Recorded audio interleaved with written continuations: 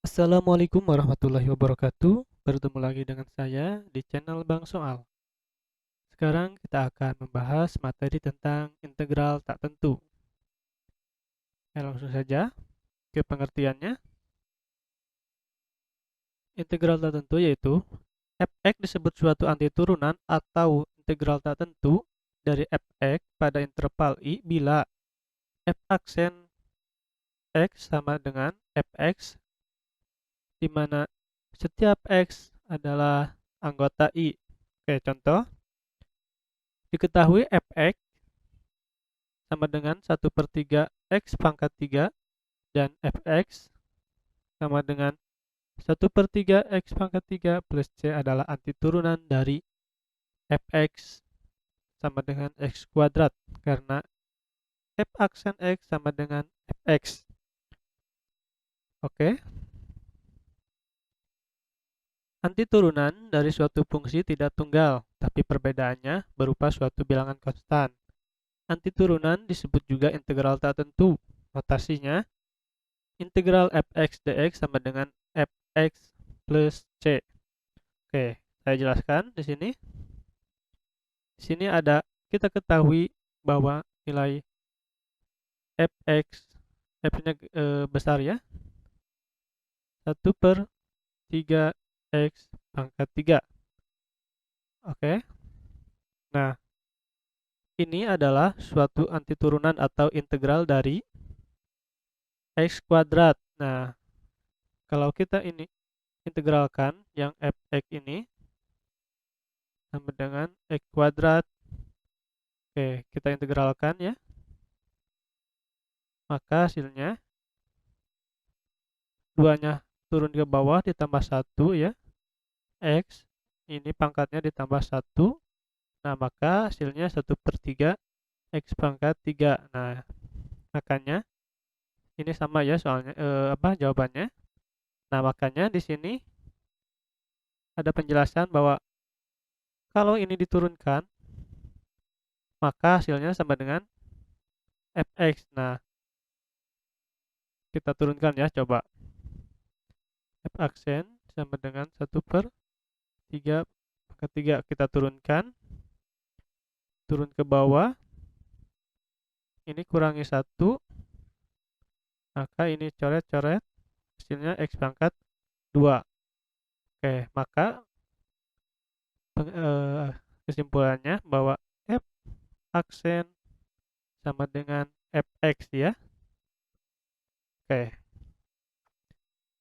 sekarang ke sifat-sifat integral tak tentu. Sifat yang diperoleh langsung dari turunan yaitu integral x pangkat r dx sama dengan x r x pangkat r plus 1 per x per r plus 1, dengan r tidak boleh dari min 1. Ini cara yang tadi ya, kita contoh soal di sini. Nah, kita integral ini x pangkat 2 ya. Nah, kalau diintegralkan ini kan r ya, maka kita tulis x 2-nya ditambah 1 plus per 2 ditambah 1 ya, maka hasilnya 1/3 x pangkat 3 ya. Oke, sesuai dengan sifat ini. Oke, ini untuk integral trigonometrinya, yaitu sifatnya integral sin x dx sama dengan min cos x plus c. Kemudian untuk integral cos x dx sama dengan sin x plus c. Untuk secant kuadrat x dx sama dengan tan x plus c. Oke, untuk integral cosecant x cosecant kuadrat x dx sama dengan min kotangan x plus c ya. Oke, sekarang ke sifat kelinearannya. Integral afx plus bgx sama dx sama dengan, nah ini kita boleh ke belakangkan ya, maka menjadi a integral fx dx plus b integral gx dx ya. Kemudian ini integral dengan substitusi. Oke, misal u sama dengan gx, Maka du gx atau turunan dari gx yaitu g aksen dx ya. Dan f suatu antiturunan dari f.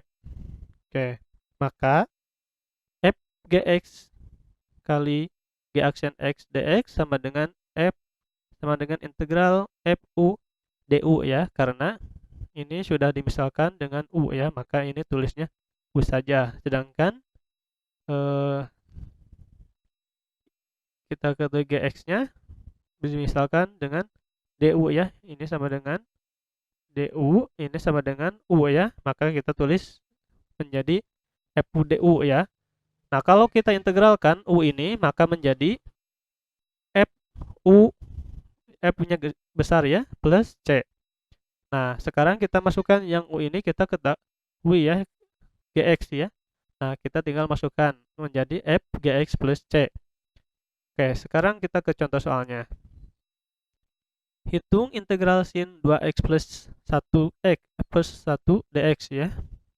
Oke, sekarang kita misalkan ini menjadi u ya. Nah, ini u. Maka turunan dari 2x plus 1 yaitu 2 ya, 2.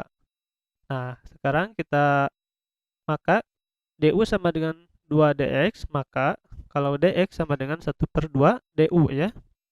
Kita tinggal pindah ruaskan saja. Sehingga integral sin 2x plus 1 dx sama dengan 1/2 sin u du. Oke. Sama dengan kita integralkan bahwa integral sin adalah min cos ya. Oke. Maka menjadi min 1/2 cos u plus c ya. Nah, yang u ini kita ketahui bahwa nilainya adalah 2x plus 1 nya. Kita tinggal masukkan saja, maka menjadi min 1/2 cos 2x plus 1 ya. Oke, sekarang kita ke contoh-contoh. Nah, ini soal integral biasa. Tentukan integral dari akar 5 x pangkat 3 dx ya. Oke, jawab. Nah, ini yang asalnya akar kita ubah menjadi pangkat ya. Maka ini menjadi 3x pangkat 3/5 ya. Nah, sekarang kita integralkan, maka hasilnya x pangkat 3/5 plus 1 per 3/5 plus 1 plus c.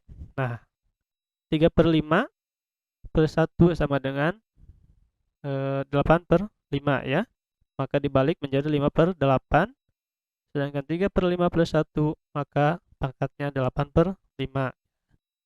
Oke, maka jawabannya adalah 5/8x. Yang ini kita ubah menjadi 5 akar 5 menjadi x akar 5 akar x akar 5 x akar 5 x pangkat 3 ya. Oke, maka jawabannya adalah ini. Nah, sekarang kita misalkan ke contoh yang lain. Hitunglah integral dari akar 5x min 4 dx. Oke, sekarang kita misalkan ini u ya. Misalkan u sama dengan 5x min 4, maka turunan dari 5x min 4 adalah 5 ya. Oke, maka du sama dengan 5 dx ya, atau 1/5 du sama dengan dx. Sehingga integral 5x akar 5x min 4 dx sama dengan, sekarang ini sudah dimisalkan menjadi u, tulis. Nah, yang akar ini menjadi pangkat ya, 1/2 kali bahwa nilai ini adalah 1/5 du ya. Maka 1/5 du sama dengan 1/5 integral u pangkat 1/2 du ya. Oke, sekarang integralkan, maka hasilnya 1/5 kali 2/3 u pangkat 3/2 plus c. Oke, sama dengan 2/15 5x min 4 3/2 ya, karena u nya kita tinggal masukkan yang ini ya. Sekarang kita ke penggunaan integral tak tentu. Oke, untuk penyelesaian persamaan diferensial. Persamaan diferensial dy per dx sama dengan fx. Dapat diubah menjadi dy per fx dx, yang merupakan persamaan diferensial dengan peubah dipisah. Apabila fungsi f merupakan turunan dari fungsi f besar, maka jika kedua ruas tersebut integralkan, yaitu integral dy sama dengan integral fx dx diperoleh.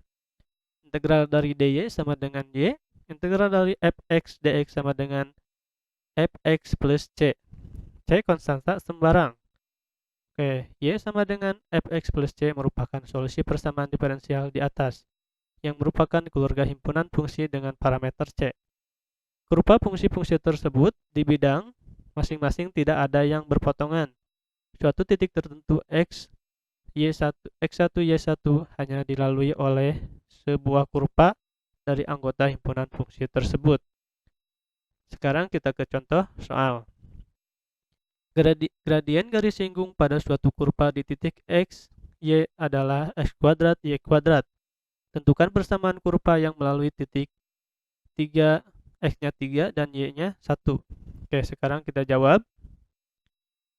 Tentukan garis singgung di sebarang titik x, y adalah turunan di titik tersebut, sehingga diperoleh dy per dx-nya yaitu x kuadrat y kuadrat, atau dy per y kuadrat sama dengan x kuadrat kali dx. Jika diintegralkan masing-masing ruas, yaitu integral dy per y kuadrat sama dengan integral x kuadrat dx, maka diperoleh solusi persamaan diferensial, ya. Integral dari dy per y kuadrat yaitu min 1 per y. Integral dari x kuadrat dx sama dengan 1 per 3 x pangkat 3 plus c. Untuk memperoleh kurva yang melalui kurva titik 3,1, isikan koordinat titik isi ke dalam solusi umum. Oke, y-nya sama dengan 1 dan x-nya sama dengan 3. Maka min 1 per 1 sama dengan 1 per 3, x-nya 3, maka 3 pangkat 3 plus c. Atau min 1 plus 9, min 1 sama dengan 9 plus c, maka didapat c-nya min 10. Nah, jadi persamaan kurva yang ditanyakan adalah min 1 per y sama dengan 1 per 3 x pangkat 3 min 10. Oke, sekarang penggunaan integral untuk gerak lurus. Persamaan gerak suatu partikel sepanjang garis lurus adalah S sama dengan Ft. S adalah panjang jalan yang ditempuh, sedangkan T adalah waktu.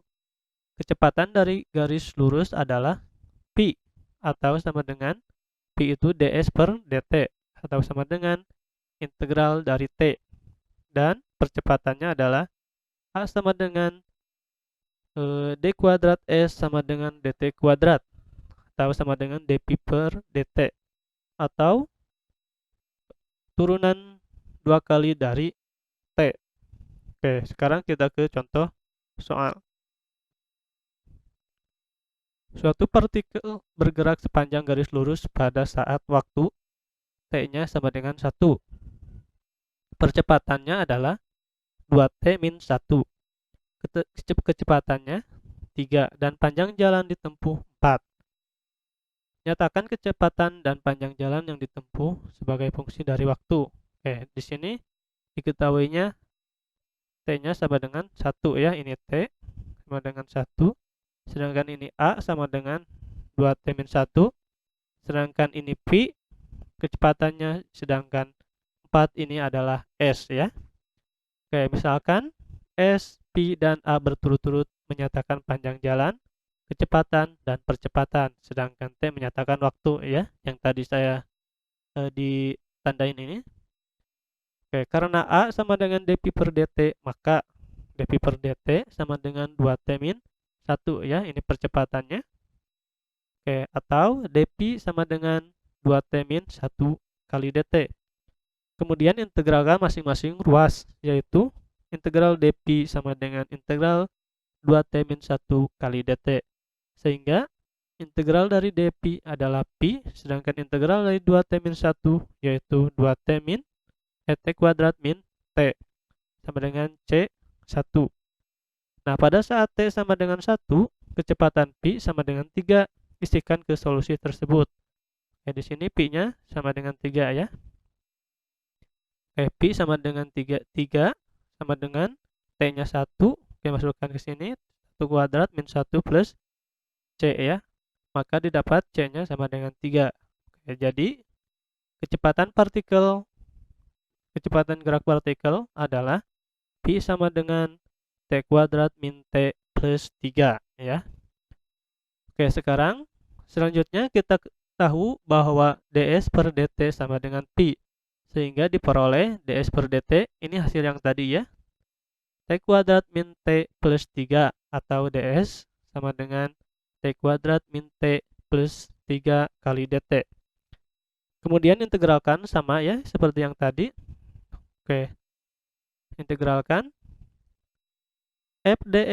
integral ds sama dengan integral T kuadrat min T plus 3 kali dt. Hasil integral ini adalah S sama dengan 1 per 3 1 per T 1 per 3 T pangkat 3 min 1 per 2 T kuadrat plus 3T plus C2 ya. Integral dari ds sama dengan S, integral dari T kuadrat min T sama plus 3, yaitu ini ya 1 per 3 T pangkat 3 min 1 per 2 T kuadrat plus 3T plus C. Nah, pada saat T sama dengan 1 diketahui S sama dengan 4. Isikan ke hasil integral tersebut. Maka didapat S-nya sama dengan 4, T-nya sama dengan 1 ya. 1 per 3 kali 1 pangkat 3 min 1 per 2 kali 1 pangkat 2 plus 3 kali 1 plus C. Maka C2 sama dengan 7 per 6. Nah, akhirnya didapat persamaan gerak partikel S sama dengan 1 per 3 pangkat 3 min 1 per 2 T kuadrat ditambah 3T plus 7 per 6 ya. Maka kalau kita simpulkan, nah, jika di soal diketahui A ya, kecepatan, misal A-nya X kuadrat, T kuadrat. Nah, kalau kita mau ditanyanya adalah Pi, maka ini tinggal integralkan ya. Maka yang ini tinggal integralkan, maka didapat Pi ya. Nah, sekarang kita integralkan. Maka 1 per 3 angkat 3 ya. Nah, kalau misalkan kita mau carinya S atau jarak, maka yang Pi ini kita integralkan juga. Maka hasilnya 1 per bentar ya. 1 per 3, ini 3-nya ke bawah, plus 1 sama dengan T pangkat 4 ya. Maka hasilnya 4 per 3 T pangkat 4 ya.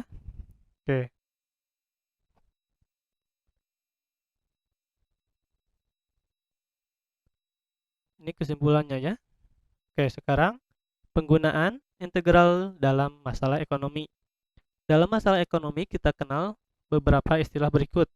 Misalkan X jumlah unit produksi pada suatu selang waktu tertentu. Untuk CX-nya adalah ongkos produksi. CX aksennya sama dengan ongkos marginal. RX sama dengan harga jual atau pendapatan. R aksen X sama dengan pendapatan marginal. PX sama dengan keuntungan. P aksen X sama dengan keuntungan marginal. Ongkos pendapatan dan keuntungan rata-rata berturut-turut disimbolkan CX per X, RX per X, dan PX per X. Sekarang kita ke contoh soal. Ongkos marginal produksi X unit suatu barang adalah 4X min 8. Tadi ongkos marginal adalah CX ya. Apabila ongkos produksi untuk 5 unit barang tersebut adalah 20.000, tentukan total ongkos produksi X unit barang ya. Oke. Jawab, tadi diketahui CX C aksen X sama dengan 4X min 8. Oke. Sedangkan C aksen X sama dengan DC X per DX ya, sama dengan 4X min 8. Nah, DCX sama dengan 4X min 8 kali DX ya. Ini tinggal pindah ruaskan ya. Nah, integralkan ruas kiri dan kanan, maka didapat integral dari DCX sama dengan CX, integral 4X min 8 sama dengan 2X pangkat 2 min 8X ya, plus K. K adalah konstanta. Oke. C sama dengan 20.000 ya, ini, yang ini C. Dan untuk X sama dengan 5 ya. Maka kita tinggal masukkan 20.000 sama dengan 2 kali 5 pangkat 2 min 8 kali 5 plus K. Maka didapat K-nya adalah 19.990. Oke, maka CX-nya adalah sama dengan 2X min 2X kuadrat min 8X plus 19.990. Oke, karena ongkos marginal tak negatif, maka 4X min 8 lebih besar dari 0. Atau X sama dengan lebih besar sama dengan 2. Jadi total ongkos produksi adalah CX sama dengan 2X kuadrat min 8X plus 19.900 dengan X lebih besar sama dengan 2 ya.